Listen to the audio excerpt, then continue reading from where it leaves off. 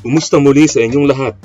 Dito naman ay ipapakita ko kung paano ang mabilis na pag-square ng number between 100 and 120. Halimbawa, 108 square. Una, kukunin natin ang difference from 100. 108 minus 100 equals 8. Sunod, i-add natin ang difference sa number na i-square natin. 108 plus 8, 116. Yan na ang simula ng sagot. Tapos, yung last 2 digits na idudugtong natin ay yung square ng difference which is 8 square, 64. Yan na kaagad ang sagot, 11,664. Next, 102 square. Difference from 100 is 2. Sunod, add natin sa 102 equals 104.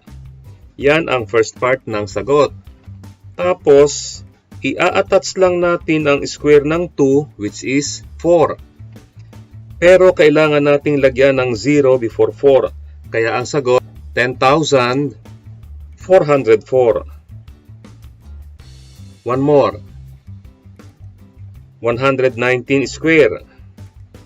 119 minus 119.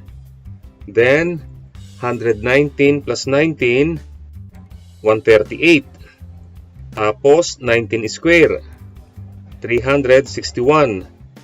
Para sa mabilis na pag-square ng 19, ang shortcut ay makikita sa lessons 16 and 17.